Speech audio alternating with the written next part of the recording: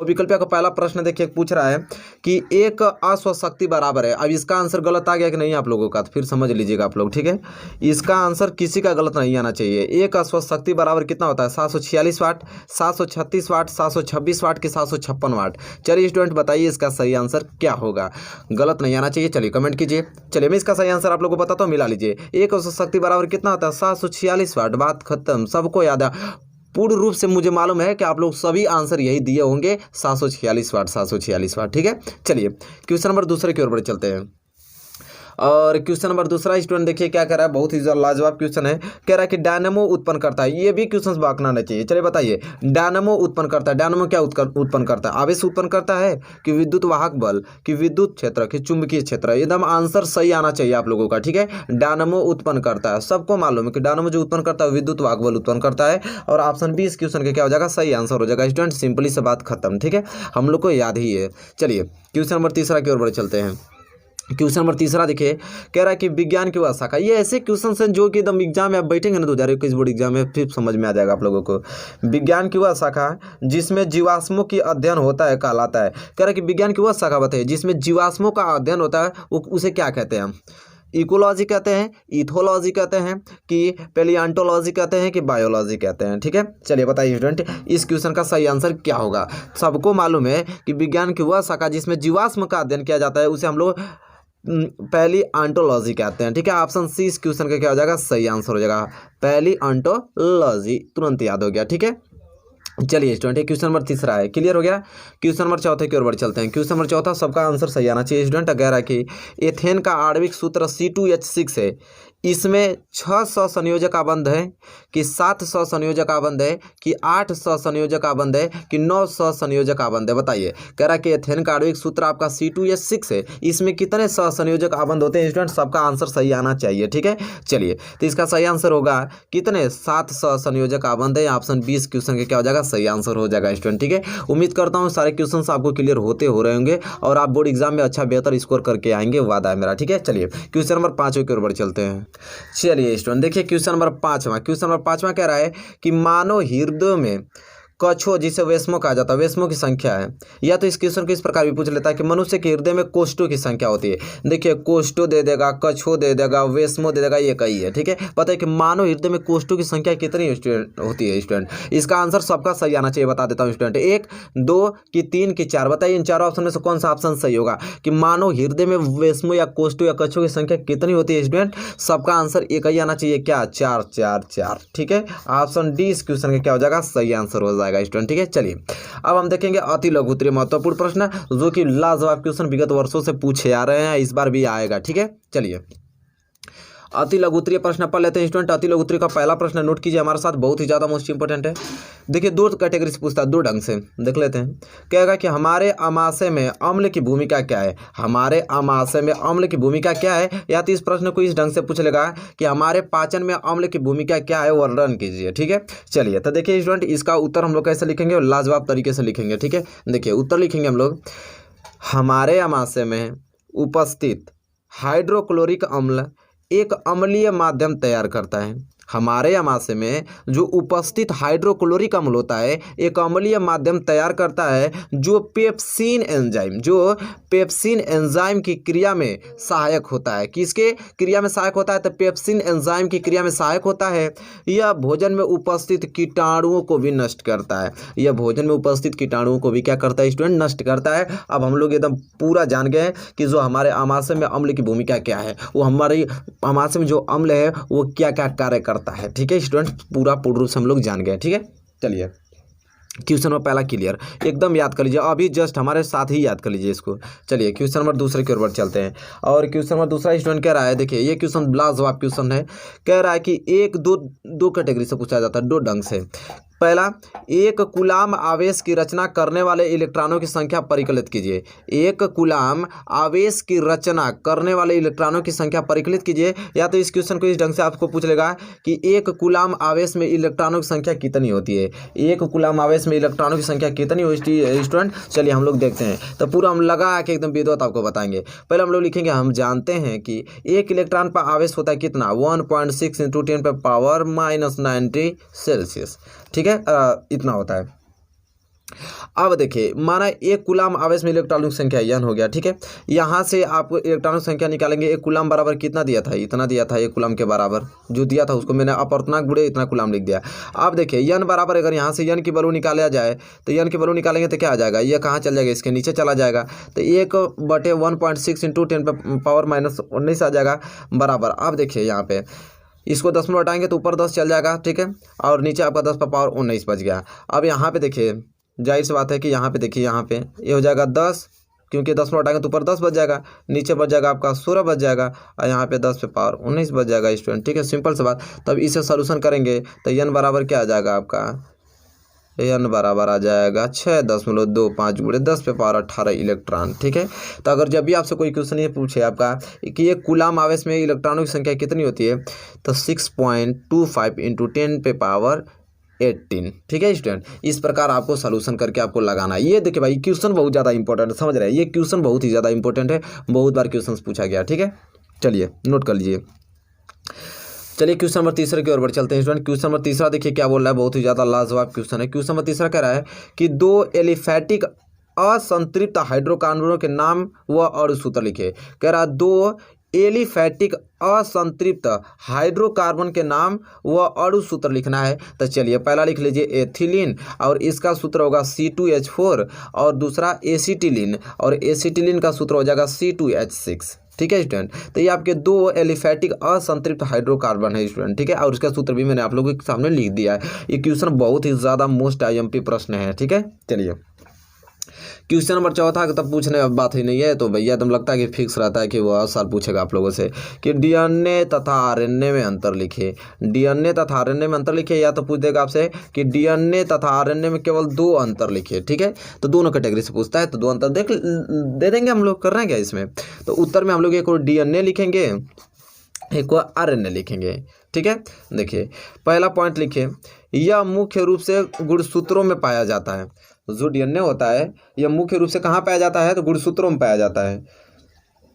इसके अतिरिक्त अल्प मात्रा में हरित लवक व माइटोकॉन्ड्रिया में पाया जाता है।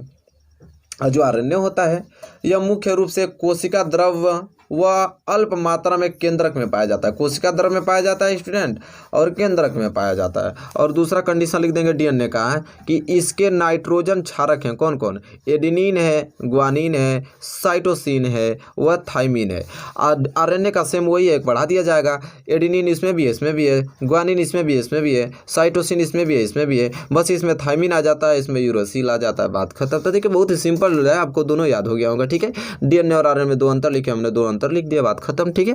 फुल मार्क्स हम लोग उठा लेंगे। चलिए स्टूडेंट, तो ये तो रहा आपका क्वेश्चन नंबर चौथा। अब हम बढ़ेंगे अगले क्वेश्चन की ओर, क्वेश्चन नंबर 5वें की ओर। देखिए स्टूडेंट, क्वेश्चन नंबर 5 आपकी स्क्रीन पे आ गया है, जो कि बहुत ही ज़्यादा महत्वपूर्ण प्रश्न है। और स्टूडेंट क्वेश्चन नंबर 5वां कर रहा है कि 2 धातुओं के नाम बताइए जो तनु अम्ल से हाइड्रोजन को विस्थापित कर देगी, तथा 2 धातुएं जो ऐसा नहीं कर सकती, ठीक है। देखिए बहुत ही ज़्यादा मोस्ट इंपोर्टेंट कह रहा है, 2 धातुओं के नाम बताइए जो तनु अम्ल से हाइड्रोजन को क्या करते हैं, विस्थापित कर देंगी, तथा 2 धातुएं जो ऐसी नहीं कर सकती हैं।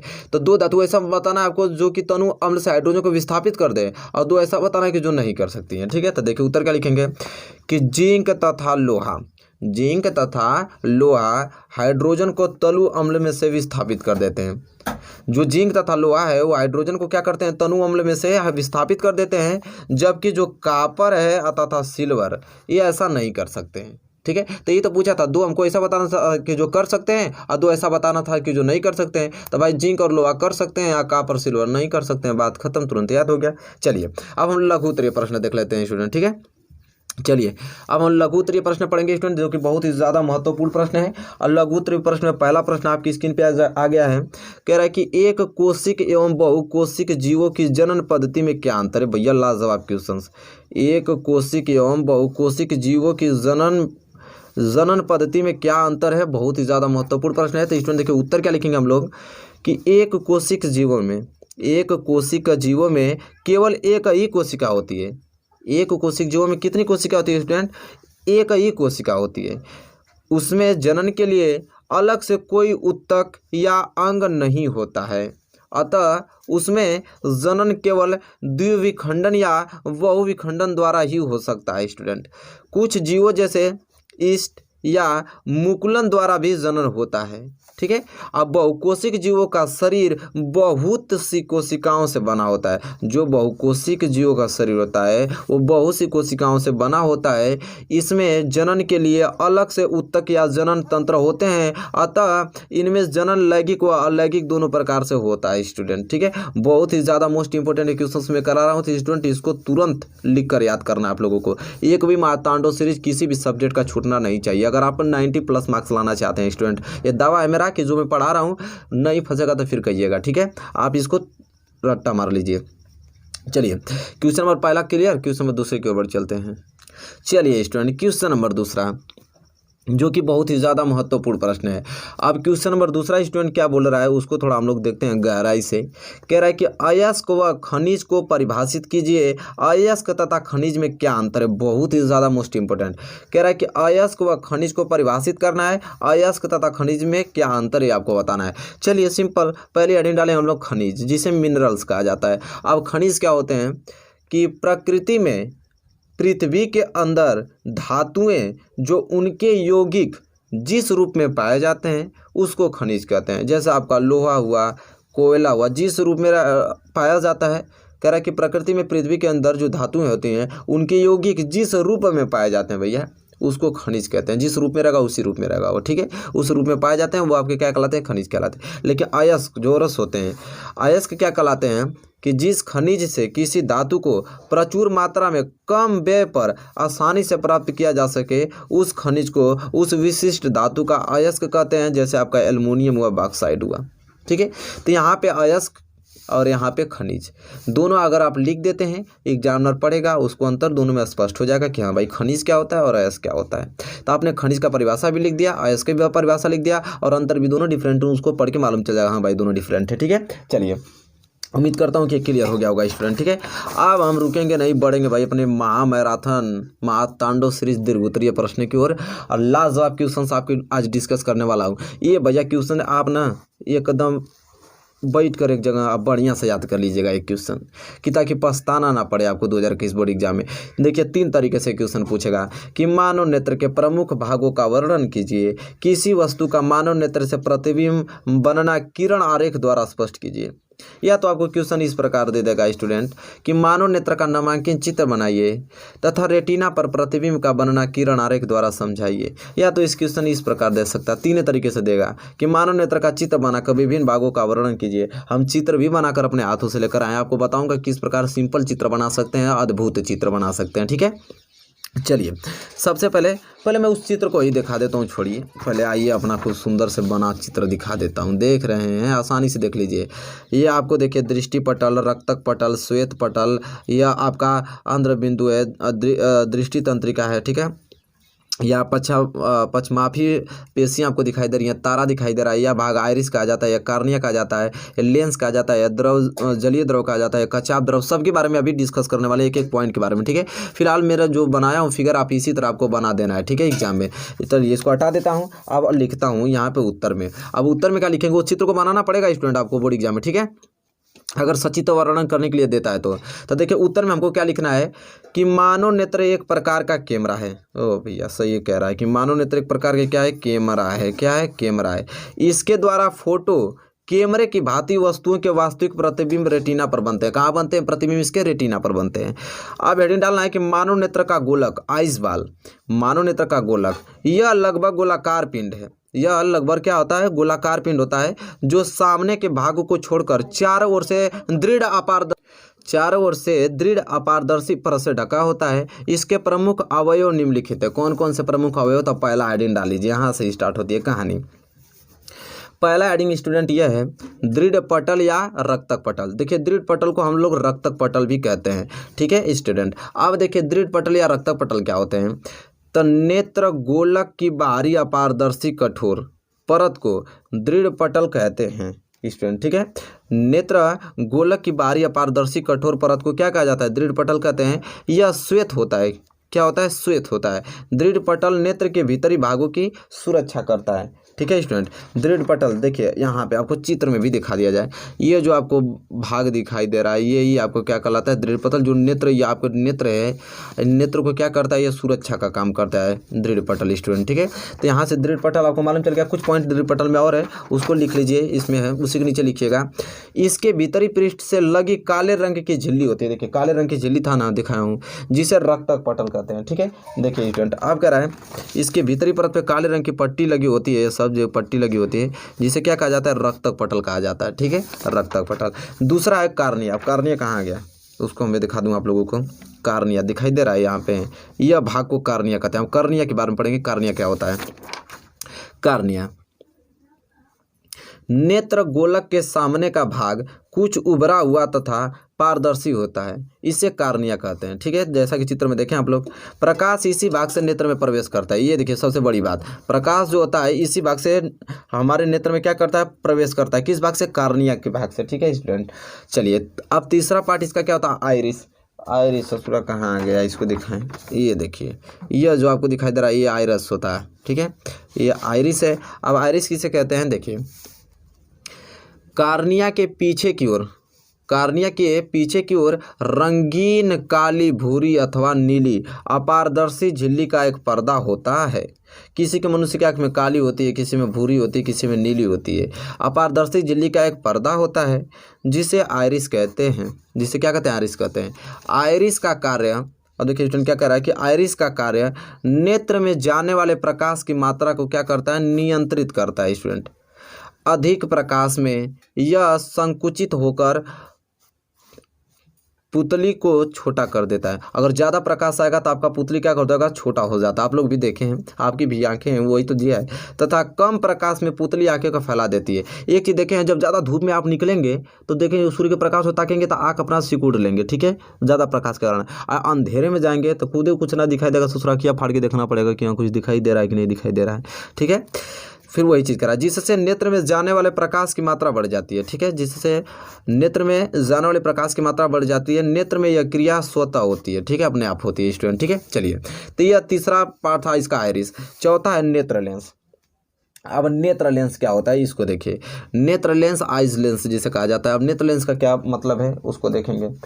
नेत्र लेंस अब दिखा दें फिगर में आपको, यही है भैया नेत्र लेंस, ठीक है, ये आपको दिखाई दे रहा है, ये बड़ा सा भाग लीजिए, देखिए यही है आपका नेत्र लेंस। अब नेत्र लेंस क्या कह रहा है कि पुतली के पीछे पारदर्शी उत्तकों का बना द्वि उत्तल लेंस होता है, भैया द्वि उत्तल लेंस होता है, देखा, जिसके द्वारा बाहरी वस्तुओं को उल्टा, छोटा अथवा वास्तविक प्रतिबिंब लेंस के पीछे दृश्य पटल पर बनता है। लेंस मांसपेशियों की एक विशेष प्रणाली है जिसे सिलेरी प्रणाली भी कहते हैं, जिसे सिलेरी प्रणाली कहते हैं स्टूडेंट। तो ये रहा आपका नेत्र लेंस स्टूडेंट, ये रहा चौथा भाग इसका, आप लोग नोट कर लीजिए। चलिए पांचवें भाग की ओर आ जाते हैं। पांचवा भाग इसका क्या रहा है, दृष्टि पटल, रेटिना जिसे कहा जाता है। अब दृष्टि पटल के क्या कारण है, ये ससुरा तो मेन है। दृष्टि पटल क्या है, रेटिना, ठीक है। अब चलिए हम लोग रेटिना के बारे में बात कर लेते हैं। दृष्टि पटल यहाँ पे देखिए, दृष्टि पटल रेटिना के बारे में। अब ये कह रहा है कि नेत्र गोलक के भीतर पीछे की ओर रक्तक पटल के ऊपर पारदर्शी झिल्ली दृष्टि पटल जिसे रेटिना होती है। इस पर्दे पर विशेष प्रकार की तंत्रिकाओं के सिरे होते हैं जिन पर प्रकाश पड़ने से संवेदन उत्पन्न होते हैं। यह संवेदन तंत्रिकाओं के एक समूह जिसे दृष्टि तंत्रिका कहते हैं के द्वारा मस्तिष्क तक पहुँचते हैं। तो ये आपका रहा किसका, दृष्टि पटल जिसे रेटिना कहा जाता है। रेटिना का भाग इसको नोट कर लीजिए स्टूडेंट, ठीक है। ये पांचवा है। छठवां भाग आपको मिलेगा जलीय द्रव तथा कच्चाप द्रव, बीच में जो होता है, ठीक है, आंखों के बीच में ये पाए जाते हैं। देखिए जलीय द्रव जिसे कच्चाप द्रव कहा जाता है, ये चीज़ है, ठीक है स्टूडेंट। अब ये क्या करता है इसको देखते हैं, इसका क्या कार्य होता है, इसका क्या महत्व है कि कार्निया तथा नेत्र लेंस के बीच, कार्निया तथा नेत्र लेंस के बीच के स्थान में जल के समान द्रव भरा होता है, जल के समान द्रव भरा होता है, ठीक है, जो अत्यंत पारदर्शी 1.336 अपवर्तनांक का होता है, ठीक है। इसे जलीय द्रव कहते हैं, इसे जलीय द्रव कहते हैं।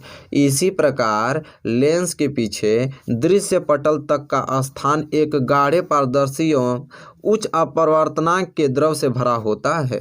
इसे कचाव द्रव कहते हैं स्टूडेंट, इसे क्या कहते हैं? कचाव द्रव कहते हैं। यह दोनों द्रव्य प्रकाश के अपवर्तन में लेंस की सहायता करते हैं। ये दोनों द्रव प्रकाश के अपवर्तन में लेंस की सहायता करते हैं स्टूडेंट, ठीक है। यह आपका जलीय द्रव तथा कचाव द्रव का मैटर है। यहाँ पे मैंने लिख दिया हूँ, अच्छे ढंग से इसको समझ लीजिए स्टूडेंट, ठीक है। चलिए, तो ये आपका छठवां रहा। अभी पूरा भाग में डिटेल्स करना भैया, 7 नंबर का सवाल है, समझ रहे हैं, 7 नंबर का पूछेगा। फिर आएगा आपका 7वां पीत बिंदु, येलो स्पॉट। अब पीत बिंदु क्या होता है, ठीक है। अब पीत बिंदु देखेंगे कि पीत बिंदु का क्या कार्य है। तो दृष्टिपटल के मध्य में पीला भाग, दृष्टिपटल के मध्य में पीला भाग होता है जिस पर बना प्रतिबिंब बहुत ही स्पष्ट होता है, जिस पर बना प्रतिबिंब बहुत ही स्पष्ट। अगर स्पष्ट बिंदु अगर प्रतिबिंब बनना है तो पीत बिंदु पर बनेगा, ठीक है। चलिए, ये छठवां हुआ। अरे 7वां, 8वां आप कहता है अंत बिंदु। अब अंत ब्लाइंड स्पॉट किसे कहते हैं, अंत बिंदु किसे कहते हैं? तो दृष्टिपटल के जिस स्थान को छेद कर, दृष्टिपटल के जिस स्थान को क्या कर स्टूडेंट छेद कर दृष्टि तंत्रिकाएं मस्तिष्क को जाती हैं, दृष्टि तंत्रिकाएं कहाँ जाती हैं? मस्तिष्क को जाती हैं। उस स्थान पर पड़ने वाले प्रकाश दृष्टिपटल पर कोई प्रभाव नहीं पड़ता। इस स्थान को अंत बिंदु कहते हैं। इस स्थान को क्या कहते हैं? अंत बिंदु कहते हैं। बहुत ही ज़्यादा मोस्ट इंपोर्टेंट। चलिए, अंत बिंदु भी आपने लिख लिया। वहाँ पे हमसे पूछा था प्रश्न में कि मानव नेत्र से प्रतिबिंब बनना, ठीक है। मानव नेत्र से प्रतिबिंब किस प्रकार बनता है वो भी देख लेते हैं। तो भाई, नेत्र के सामने रखी किसी वस्तु से चली प्रकाश की किरणें कार्निया पर गिरती हैं तथा अपवर्तित होकर नेत्र में क्या करती हैं? प्रवेश करती हैं। फिर ये क्रमशः जलीय द्रव लेंस व कचाव द्रव में से होती हुई रेटिना पर गिरती हैं, जहां वस्तु का उल्टा प्रतिबिंब बनता है। प्रतिबिंब बनने का संदेश दृक् तंत्रिकाओं द्वारा मस्तिष्क में पहुंचता है, जिससे यह प्रतिबिंब अनुभव के आधार पर सीधा दिखाई देता है स्टूडेंट। इसका अतु भी कहा था कि चित्र बनाने के, तो देखिए यहाँ पे यह आपका वस्तु है, यहाँ पे ये प्रतिबिंब बन रहा है। देखिए यहाँ प्रतिबिंब उल्टा बना है। ये आपका दृष्टिपटल है, नेत्र गोलक है, ये आपका नेत्र है, ये आपका तारा है, ये आपका कार्निया, यहाँ पे वस्तु है स्टूडेंट, ठीक है। तो सारे कंडीशन से जो हो रहे हैं सब मैं इसमें आपको लिखा हूँ, यहाँ पे पहले दिखा दूँ, आप लोग स्क्रीनशॉट इसका ले लीजिए, ठीक है। चलिए, और जो भी क्रियाकलाप था इसमें मैं आराम से नेत्र लेंस से प्रतिबिंब किस प्रकार बनता है मैं इसमें अच्छा से लिख दिया हूँ, इसको नोट कर लीजिए। तो स्टूडेंट, अब ये क्लास आपका खत्म हो हुआ महातांडव का क्लास दूसरा। स्टूडेंट, बताइए कैसा लगा आपको? अच्छा लगा स्टूडेंट, प्लीज़ लाइक कीजिए और ज़्यादा से ज़्यादा शेयर कीजिए। चैनल पर नए हैं, चैनल को भी सब्सक्राइब कर लीजिए, धुआं उड़ा दीजिए, ठीक है। 90+ मार्क्स कोई रोक ही नहीं सकता आप लोगों को। तब तक के लिए दोस्तों धन्यवाद, मिलेंगे आपसे नेक्स्ट वीडियो में।